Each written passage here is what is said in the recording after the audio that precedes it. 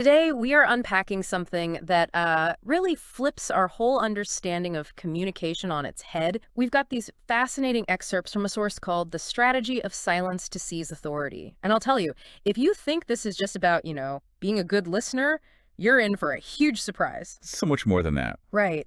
Our entire culture, it feels like it's just optimized for noise. We think the action happens in the conversation, that talking is the active ingredient. That's where deals are made, where you assert Yeah, yourself. yeah, but this source, it just challenges that completely. It says that silence isn't a void. It's not just a gap between words. It's an actual force. Yeah, it calls it a tremendous pressure that you can apply to another person. Okay, let's unpack this. What actually happens when the talking stops? I think what's so interesting here is that we normally see silence as something to avoid. It's Yeah. awkward, right? Something we need to fix. Right, you have to fill it. But this deep dive, it really offers this key insight into power dynamics. It's about switching from that defensive mindset to an offensive one. An offensive silence. And you see the trap everywhere. Someone pauses, and people just react with this pure anxiety, not strategy. They just rush in with clumsy words or that nervous laugh. Oh, the nervous laugh. I know it well. We all do. And in that moment, you're basically broadcasting your vulnerability. You're showing your discomfort. You're showing your hand. Precisely. You're showing that they have the leverage because you're the one who's uncomfortable, and the source is just crystal clear on this point. It says that uncomfortable silence is the decisive moment. The moment where what happens? Where power shifts. Authority literally transfers to the person who has the discipline to just stay quiet. And this is really important for everyone listening. If you stick with us through this whole thing, through the examples and the breakdown, I promise you will get an insight into power dynamics that could honestly change how you handle every major conversation from here on out. So let's get into the mechanics of it. Why is it so hard to endure? I mean, physically hard. If we want to use this, we have to understand what it's doing to the other person's brain. Right. It's biological.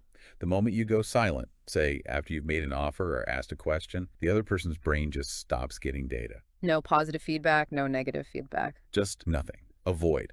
And this taps into one of our most primal fears. The human brain is specifically designed to see unpredictability as the biggest threat there is. We want to know what's coming next. We need to know. So when you cut off that data stream with silence, their brain goes into, well, what the source calls an emergency state. An emergency state. Wow. Yeah.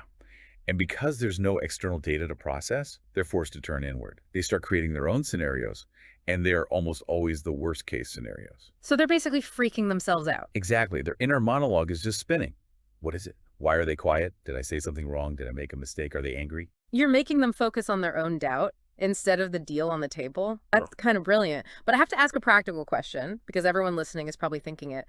How long are we talking about here? 2 seconds can feel like an hour in a tense situation. That's a great question. And no, we're not talking about a minute-long stare down. That's just weird. Right. That's just strange. It's obstructive. We're talking about, say, 3 to 7 disciplined, uncomfortable seconds. The goal isn't to outlast them forever. It's just to wait until they break first. Until they show that first sign of cracking. That's it. The moment they clear their throat or look away or jump in with some unnecessary clarification, you've won. The silence did its job. You forced them to turn all their focus inward on their own self-doubt. So that awkwardness becomes a tool. It's not an accident anymore. It's a weapon. Okay, so let's take this out of the theoretical and into the real world. The source gives these really clear examples of what it calls the high skill versus the low skill approach. Let's start with one we can all relate to: price negotiation. The classic scenario. Right. So you've named your price. You Yeah. say, my fee is $10,000. And the person on the other side, they don't object, but they hesitate. They just pause. And this is where most people completely fall apart. They hear that pause, and they don't think calculation. They think rejection. Yes. And then comes the low skill move. They speak first. Out of fear, they jump in and immediately devalue themselves. They'll say something like, oh, but if that's too expensive, we can definitely talk. I can probably knock 20% off right now. They've just given away thousands of dollars just to avoid 5 seconds of awkwardness. It's incredible. They've signaled their price was weak, their position was weak, and that, they can't handle the pressure. Okay, so now contrast that. What does the high skill person do? The high-skilled person, after naming the price, does absolutely nothing. They wait.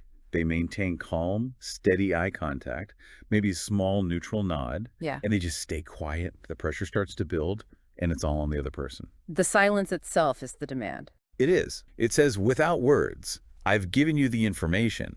The ball is in your court now. They don't offer an easy way out. What's the result? It's a Total psychological win. The other person can't handle that vacuum, so they break first. They'll say something like, okay, let's go with that price. They accept the original offer. They accept the original offer just to make the silence stop. The authority shifted. The silence gave them the power to judge the price, not debate it. That is such a clear example. Let's do another one from the source. This one is about handling excuses. Well, this one is good. So the scenario is someone is giving you a long, rambling excuse for why they didn't deliver something. They're using a ton of words to deflect blame. The natural reaction is to jump in and argue, to pick apart their excuse or just get angry. Which is what they expect. It makes you an equal in the argument. Exactly. But the power move, according to the source, is to do the opposite. Don't argue, don't get angry, just stare at them silently. No. Give them absolutely no reaction. Nothing. And that complete lack of reaction is incredibly destabilizing. They're putting on this big performance and you're giving them nothing back. They're playing to an empty house. They have no idea if their excuses are even landing. None. And that forces them completely off balance. The source says their own logic starts to crumble under that silent gaze. They might even start confessing to mistakes you didn't even ask about, just desperate to get any kind of reaction from you. Wow. So in both of these cases, the negotiation and the excuses, the silent person is basically outsourcing all the hard work. That's the perfect way to phrase it. You're outsourcing the anxiety. You're outsourcing the decision-making. You're making them do the work of figuring it out. Yes. And the source says that the awkward feeling in the air, that tension, that's the proof that you have taken command of the space. You don't have to announce it. The atmosphere announces it for you.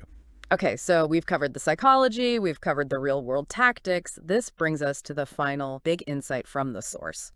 What does all of this mean for the actual power structure in a room? This is the core of it. This is why we wanted you to really follow this all the way through.